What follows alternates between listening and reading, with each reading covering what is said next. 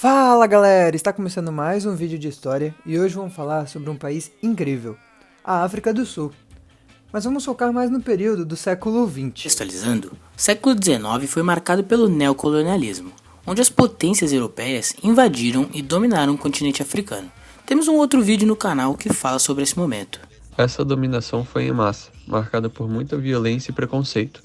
Houve a partilha da África, que dividiram o continente em pedaços para cada império europeu, como se fosse um bolo. A África do Sul foi colonizada majoritariamente pelos ingleses. Esses exploraram ao máximo os habitantes do país.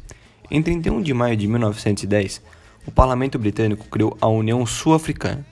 A União era um domínio britânico que incluía algumas antigas colônias holandesas. Devemos ressaltar que existem muitos indícios da tentativa de controle populacional de não-brancos, como a Lei das Terras dos Nativos de 1913, que restringiu severamente a propriedade de terras por O negros. início da independência da África do Sul tem seu começo em 1910, quando os ingleses fundaram a União da África do Sul, que foi a conciliação entre os ingleses e os descendentes dos Países Baixos, da Alemanha e da Dinamarca. Mas a independência veio de fato em 1931, com o Estatuto de Westminster. Este documento foi elaborado pelo Parlamento do Reino Unido, concedendo seus domínios independentes a posição de igualdade em relação a outros domínios do Império Britânico. Já em 1934, o Partido Sul-Africano e o Partido Nacional se fundiram para formar o Partido Unido, querendo reconciliar os brancos anglófonos e os africanos descendentes de holandeses. Após 14 anos, o Partido Nacional foi eleito e chegou ao poder.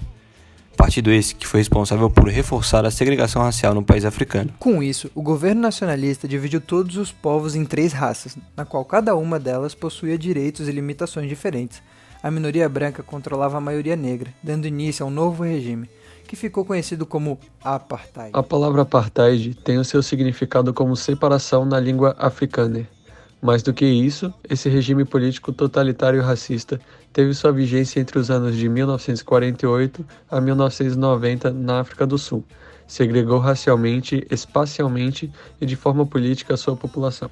Como já vimos em tópicos anteriores, os primeiros desentendimentos na região da Sul-Africana se deram principalmente pelo confronto entre grupos nativos que enfrentaram a chegada primeiro dos holandeses e posteriormente dos britânicos. Em 1910, após se tornar uma república independente, entre aspas, pois ainda havia fortes influências de países europeus que na época asseguravam para a região uma defesa externa, essa que consistia na ocupação de terras, proteção e conforto para a população branca do local.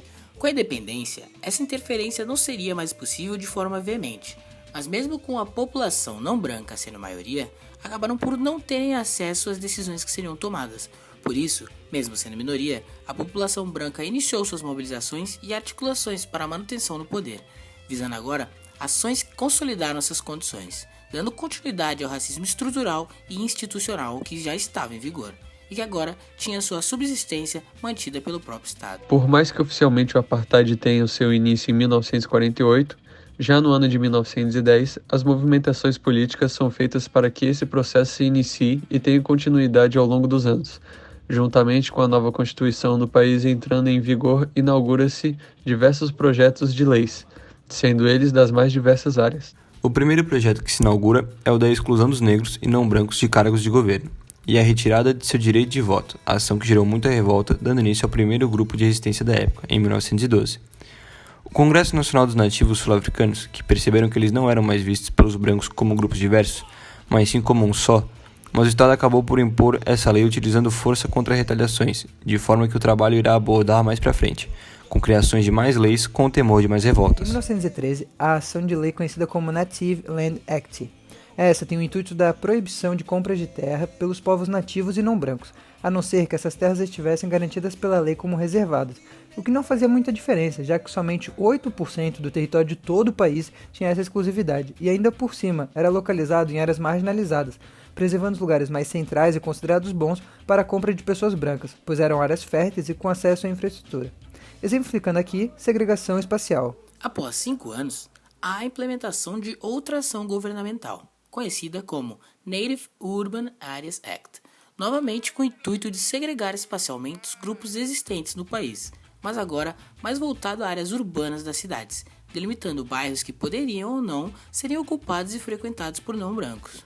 Ainda antes do início oficial do apartheid, é realizado mais um dos atos que visava prejudicar populações não brancas do país, o Colour Ban Act, acabou por proibir o estudo e o exercício de profissões especializadas, com o intuito muito claro de deixar os habitantes com poucas qualidades profissionais e, consequentemente, sua mão de obra mais barata.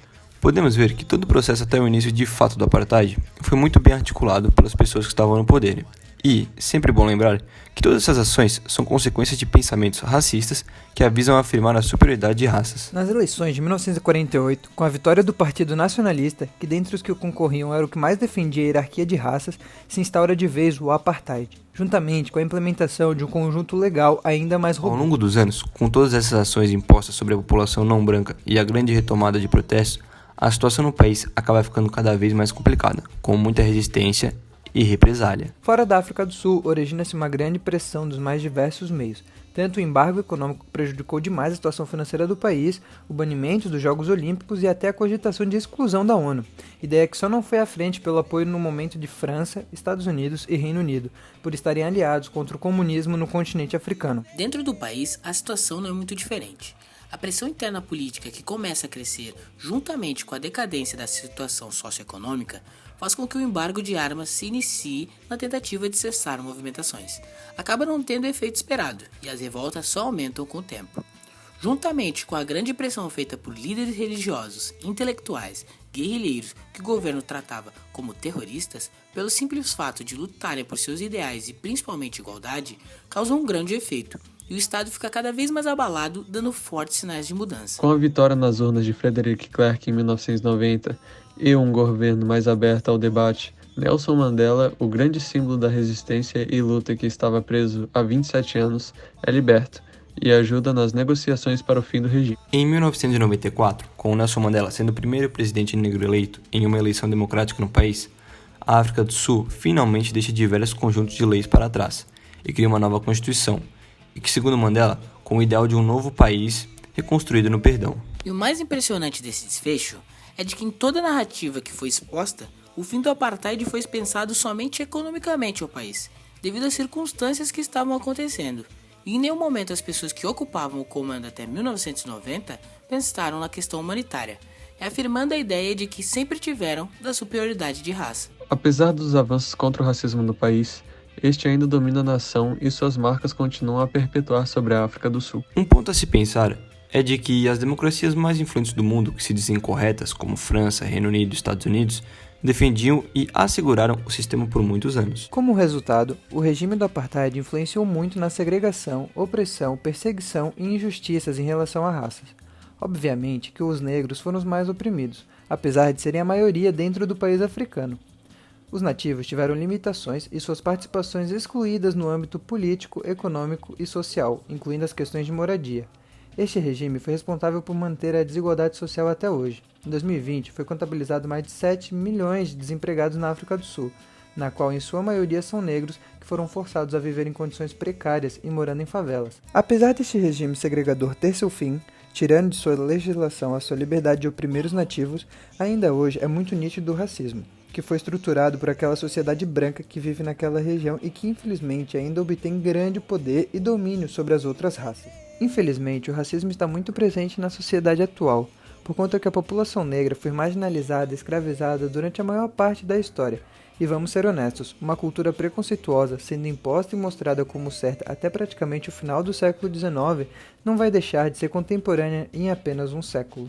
Tais fatos podem ser comprovados com dados. Segundo o IBGE, em 2018, 56% da população brasileira declara-se como preta ou parda, mas quando analisamos os dados do mercado de trabalho, 68% dos cargos gerenciais eram ocupados por brancos e somente 29% por pretos ou pardos. Outro dado que também assusta é que a taxa de analfabetismo entre pessoas brancas em 2018 era de 3,9%, entre pretos e pardos era 9,1%. E se ficarmos citando dados para mostrar como o racismo estrutural está enraizado na nossa sociedade, iremos precisar de outro vídeo, ou na verdade um documentário. Talvez até um filme com duração maior que Titanic. O preconceito racial não só transparece em dados, ele também transparece em ações humanas. É mole de ver, é mole de ver que qualquer duro tempo passa mais lento pro negão que segurava com força chibata, agora usa farda, engatilha a macaca e escolhe sempre pro primeiro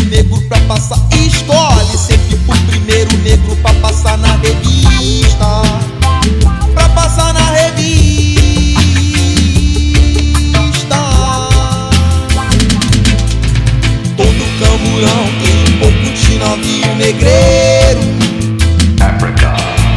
Todo camburão tem um pouco de navio negreiro. Todo camburão tem um pouco de navio negreiro. Todo camburão tem um pouco de navio negreiro.